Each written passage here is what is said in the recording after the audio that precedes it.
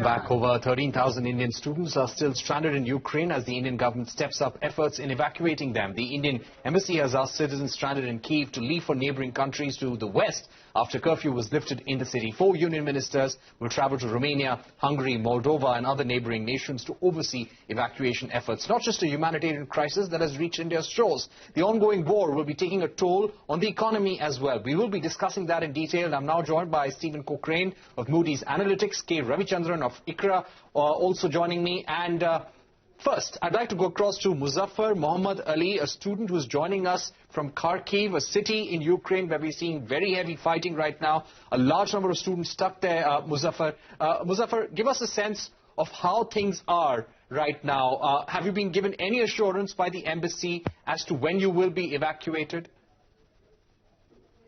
So right now I'm in Kharkiv, and the situation is pretty bad right now, and we have no evacuation and information about the evacuation right now. We only have evacuation only through Belarus or Moscow, and we are on the eastern side of the Ukraine, and the evacuation is surely done in western side, western side of the Ukraine. In the eastern side, it's not assured. We can only go through by road or by through train, and the safety measures are not assuring by embassy, so we can take the risk right now.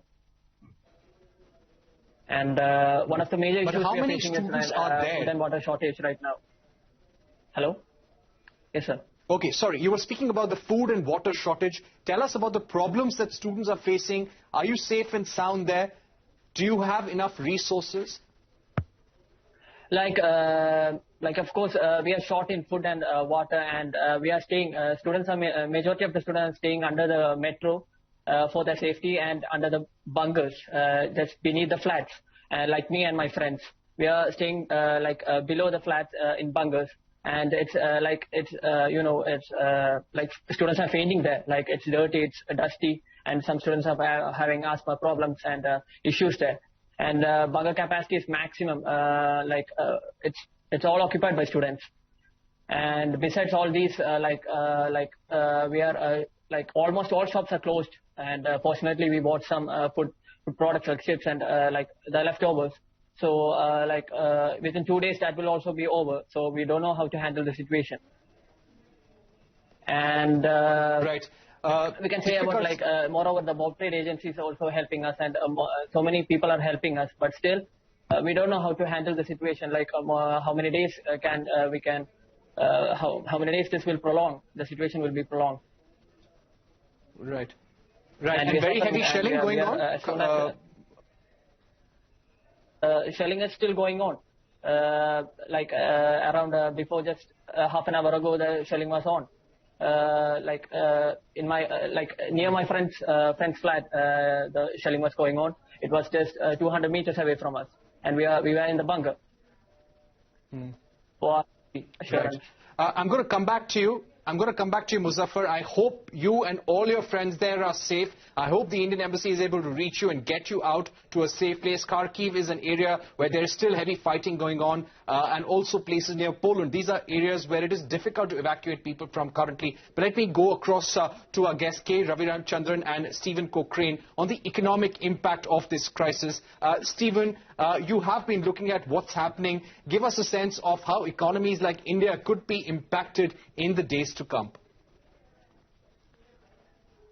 So clearly the way that the economy will be impacted immediately is through high commodity prices, and particularly through higher energy prices.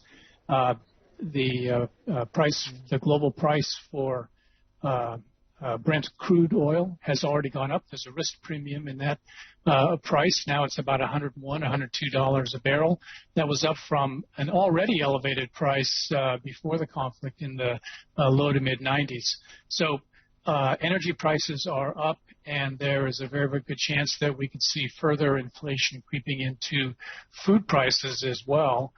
One, as those energy prices creep into simply production costs, and two, if it becomes difficult to import necessary food items. And the real problem with that is that inflation is already high in India. We had a read in January of the consumer price index was up at 6% over the year, and that was an increase in inflation over the previous month's read.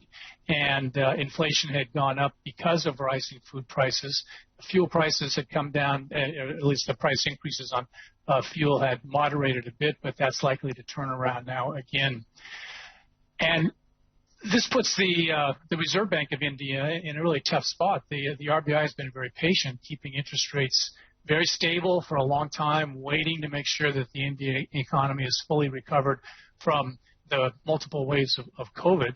Now there's this other a factor that has to be taken into consideration, and if indeed inflation was to accelerate beyond 6%, that would take it beyond the RBI's target rate of about 4 to 6%, and they may very well feel compelled to raise interest rates to try to fight inflation in India.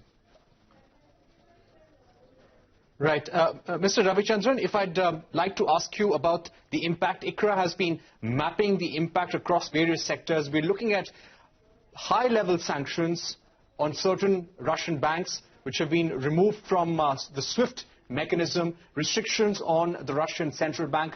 The kind of restrictions and sanctions we're seeing against Russia right now, how is that going to impact India-Russia trade and some of the critical areas we trade in?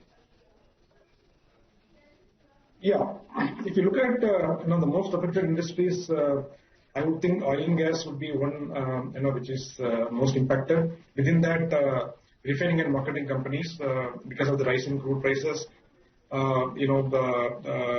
oil marketing companies have to pass on the hike to the consumers. But since they have not been able to do that, the margins will be under stress. That apart, other crude derivatives, whether it is ATF or other petrochemical derivatives, which will become very expensive, which would mean that consumers of rubber or for that matter, various polymers, so on and so forth, will be impacted. So quite a few automobiles and auto component companies will be impacted. And with regard to smaller, relatively smaller sectors, I would think tea exports is one sector wherein there could be some impact because Russia has been one of the important export destinations from India. And so will be the case with pharmaceuticals. Some of the Indian companies have a decent exposure to China, to Russia, to the extent that their exports will be impacted. Of course, there will be some gainers as well because of the rise in steel prices and some of the non-ferrous prices, metal prices. Some of the Indian companies will be indirectly benefited, and so will be the case with the upstream companies in India. While there are some gainers, there will be several losers. Net, India will be fairly impacted, I would think. All right, you're saying India will be fairly impacted by the current crisis. Stephen, if I can come back to you, we've seen BP offloading a 20% stake in Rosneft. There are reports about companies like Total, ExxonMobil, Shell also considering similar measures as well. Do you get a sense that this is going to have an impact on the world economy, on economies in Asia as well? Do you feel that there are other Western companies which would like to pull out and reduce their exposure to Russia right now? We've certainly seen, really, if we take a little longer-term view over the last 4 or 5 years, the perception of risk has multiplied into many, many dimensions. I think prior to, say 4 years ago, 5 years ago, risk was rather narrowly defined. But once the U.S.-China trade war came along, and then the COVID pandemic, and now the conflict in Ukraine, the perception of geopolitical risk is really, really very wide and very broad, and firms all around the world are looking at all these multiple dimensions of geopolitical risk that are with us today and trying to find ways to minimize risk in many dimensions. So I think we will see firms taking action on those risk assessments, all depending really on their business, on their portfolio, on their risk appetite, but taking measures to make sure that that risk is fairly well contained. I think To your other question about the impact on Asia, certainly the strongest impact of this conflict will be directly in Europe. There's no question, and that's because of the direct impact from commodity prices, and particularly from natural gas prices. And if alternative sources of natural gas aren't found very soon for Europe, next year could actually be a very difficult year. You know, we're almost through the winter months, but supplies of natural gas are low, and it's always during the summer months that those supplies are refilled, tapped up, and made ready for the next winter season. And so we'll know more as we get into the summer months how well the Europeans are able to refill their gas supplies and make sure they have enough for next winter. But that, other high commodity prices, and the disruptions in supply chains, particularly in Europe, since a number of industries have multiple supply links into Ukraine and across Eastern Europe, this could exacerbate the current supply chain difficulties that the auto industry and other manufacturing industries are facing. For much of Asia, particularly East Asia, the impact will likely be less, only because they have more multiple diversified sources of a number of commodities, and particularly oil and natural gas.